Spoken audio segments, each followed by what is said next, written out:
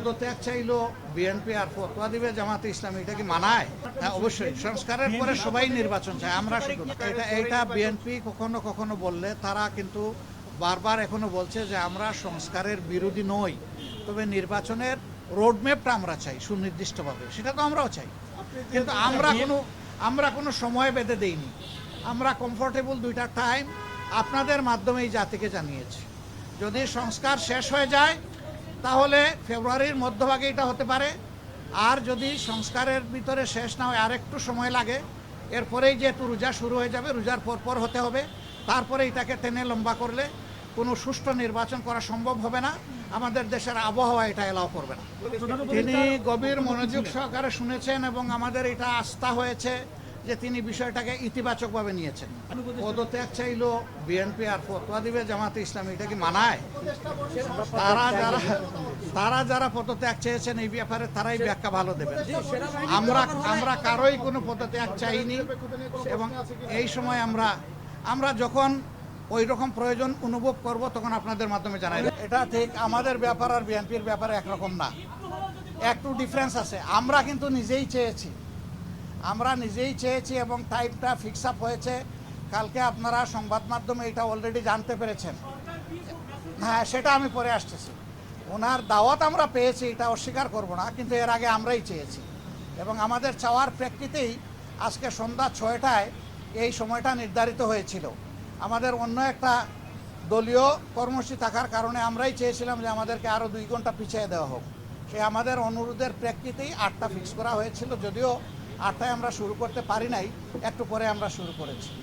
উনি ডেকে এইটুকুই বলেছেন, দেশ আমাদের সবার, আমি অবশ্যই অর্থবহ, সুষ্ঠু, স্বচ্ছ একটা নির্বাচন দিতে চাই, আমি যেনতেন কোনো নির্বাচন দিতে চাই না। এবং তিনি আমাদের কথা মনোযোগভাবে শুনেছেন আর বলেছেন যে আপনাদের পরামর্শগুলা আমি প্রয়োজন মনে করি, আপনারা যে পরামর্শ দেবেন অবশ্যই আমি এগুলা কনসিডারেশন নেব, অন্যদের কথাও আমি শুনবো, এবং আগামীকালকেও তিনি আরও অনেকগুলা দলকে দাওয়াত দিচ্ছেন, তাদের কথাও তিনি শুনবেন। সবার কথা শোনার পরে তিনি আশা করি তার একটা সিদ্ধান্ত তিনি ম্যাচিউর করবেন। গণতন্ত্রের সৌন্দর্য হচ্ছে আমার মতটি আমি প্রকাশ করব, আরেকজনের মতের প্রতি আমি শ্রদ্ধা দেখাবো। আমি কারো মতকে তুচ্ছ জ্ঞান করব না, উপহাস করব না, এবং কাউকে অপমানিত করব না। কিন্তু আনফর্চুনেটলি এই সীমা আমরা অনেকেই রক্ষা করে চলতে পারি না, আমাদের পারা উচিত। গণতন্ত্রের স্লোগান হচ্ছে let us agree to disagree. আসো আমরা এক হই যে আমাদের ভিন্ন মত প্রকাশ করার অবকাশ আছে, সুযোগ আছে। এই থিওরির উপর আমাদের সকলকে আসতে হবে। আমরা বিশ্বাস করি সমস্ত দলই দেশকে ভালোবাসে, ভালোবাসার জায়গা থেকে দায়িত্ববোধের পরিচয় দিয়ে আমরা সবাই যদি এগিয়ে আসি এবং আমরা যদি সংস্কার প্রক্রিয়াকে অর্থবহ সহযোগিতা করি, তাহলে একটা অর্থবহ সংস্কারের মধ্য দিয়ে একটা অর্থবহ নির্বাচন নিশ্চিত হতে পারে ইনশাআল্লাহ। আমরা সেই দিনটির অপেক্ষায় আছি। সমাজে যে অস্থিরতা দেখা দিয়েছিল এই বিষয়টাকে কেন্দ্র করে, প্লাস বিভিন্ন ব্লকেটকে কেন্দ্র করে আপাত দৃষ্টিতে তা কিছুটা কেটেছে। আমরা এর স্থায়ী নিষ্পত্তি চাই এবং আমরা মনে করি যে 2টা রোডম্যাপ ঘোষণা করলেই তার অনেকটাই সমাধান হয়ে যাবে। একটা হচ্ছে সংস্কারের রোডম্যাপ, আর একটা হচ্ছে নির্বাচনের রোডম্যাপ। এই 2টাই অতীব গুরুত্বপূর্ণ বলে আমরা মনে করি।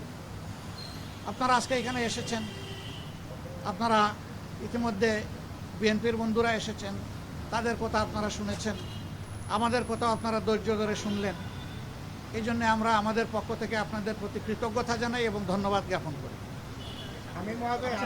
আপনাদের সাথে আমাদের আরও অনেক দেখা হবে, কথা হবে ইনশাআল্লাহ।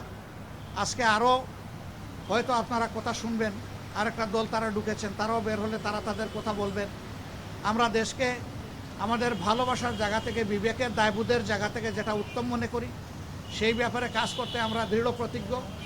ন্যায় এবং সত্যের পথে আমরা অবিচল থাকব, দেশের স্বার্থটাকে আমরা বড় করে দেখব, এটাই হচ্ছে আমাদের অঙ্গীকার।